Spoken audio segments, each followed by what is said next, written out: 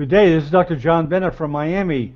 We're making a promotional video for Peter Kubben's new online course, Programming for Doctors, which he's going to start January 2nd.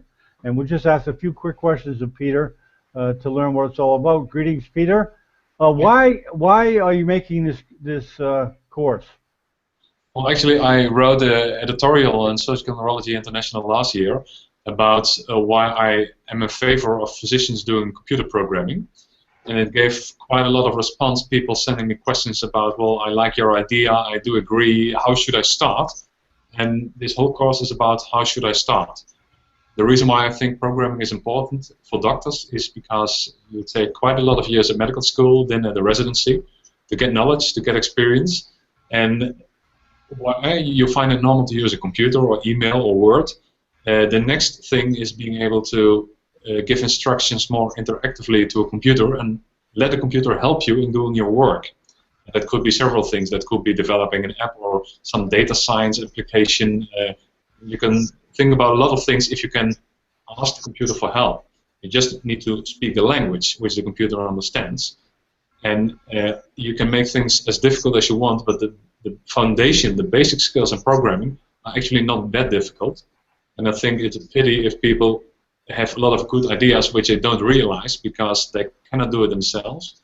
And it takes too much money to hire a programmer, which, in my opinion, is not necessary in quite a lot of cases. Okay, you have it broken up into 12 modules, correct? And yes. You're going to do 30 to 60 minutes and cover the basics of programming? Yes. And it's free, correct? It's completely free, open access. Okay. And after someone goes through that course, they might have a chance of doing a simple program? Yes, you can do it in the browser. If you want, I can show it to you. Sure. And I'm going to put on my screen. Okay. You should see appearing the screen of my browser window at the moment. Okay. Yes, it's appearing. Okay. For now, we just have a short link, and we might change it into something different. We'll put this clearly on the website. But if you go to this site, you come to the website of Trinkets. And here you see what is currently still hidden. If you go to the website at this moment, you just see the teaser, which gives you a short introduction. And I prepared the whole content, and I'll start releasing it from January the 2nd. To give you a short idea, the good thing about Trinket, and that's the reason why I like it, you don't need to install any kind of software. You can do some simple programming inside the browser. We're going to use a programming language called Python. It's open source, it's free, it works on all platforms, Windows, Linux, Mac OS X, and it's used a lot in the scientific world also. Actually, it's one of the top 3 languages used at Google too. Mm-hmm. Now here you see an example of a window, and here actually is one of these windows, and there is a good habit if you start doing programming to start doing a hello world exercise.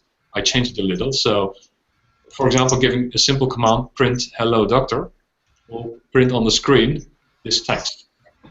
Obviously, it is not a very difficult exercise. It's not very useful, maybe, but it's a good thing to know how you can display text on the screen. We're going to start with very simple examples like this, and I'm going to explain why this is wrong, because if I would try to run this exercise, you get an error. I will give you some more instructions, basically about printing simple text. Mm-hmm. Once you have that, we're going to do a little more. We're going to do some mathematical operators. And then we go, and this is one of the things which I missed in many of the programming books or websites which I read. Most of the content on general programming stuff isn't focused on physician needs. So you get quite a lot of text manipulations, which we don't use, quite a lot of calculations, which we don't use, whereas there's some examples which also you can connect and identify with, we don't find. So what I did here, for example, calculate a body mass index, which is already a good thing to do. Put in a body mass, put in a body length, and have the computer help you calculate something.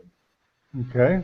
Now, yes? Go ahead, Peter. Okay, well, this already looks quite impressive, and you will be doing this in the second week. Actually, it's not very difficult. What we are doing here is saying, okay, we can ask you what's the body mass. So in this case, in kilograms, what's the body length, and you get your calculated body mass. Now you already can understand if you will do this, and if you have a little more complex algorithm behind, you can already being helped by a computer tremendously, because for the repetitive work, computer is very helpful.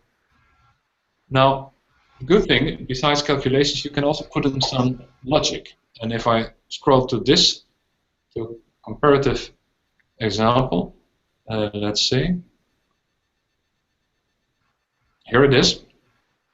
Now I did the same. You still have the body mass index calculator, but it's not only now giving you the result of the calculation, it's also giving you an advice based on some decision logic which you put in. So you can calculate the body mass index and directly giving advice on whether the weight is healthy, or maybe you need to lose some weight, gain some weight. We're going to cover repetitive instructions, which are called loops, which means if I would, for example, want to write down the numbers from 1 to 10, I can do print 1, print 2, print 3, but I can also use a repetitive instruction, and if I want not to 10 but to 1000, you see it's much quicker than I could do it by hand. This is one of the good things from the computer. So we're going to cover some neurosurgical examples actually, to demonstrate that this works also for text. And we're going to play around a little with functions, repetitive reusing code, and do a little fun in the number guessing game, which is not very medically useful, but it's a good exercise actually to already show you that after 2 weeks, while we covered these topics, you can do quite already some useful stuff. And I will give you some instructions where to go from here. If you want to continue already on your own, how can you do that? For example, if you want to use a different programming language, the basic stuff which we discussed will be the same in a different language, just the syntax is slightly different. And in the end, if you like, you will do me a big favor by filling in the survey, which helps to decide on whether this crash course should have a sequel or maybe not. Okay, very good, Pete. Very good, Peter. That's a good overview. And before we close, just one question. The potential student does not need any knowledge at all of coding to take the course? No, just a good temper and a browser with internet connection. That's it. Very good. Okay, we'll keep in touch, everyone, to tell you what exactly, January 2nd, exactly the time and the location. So thank you very much.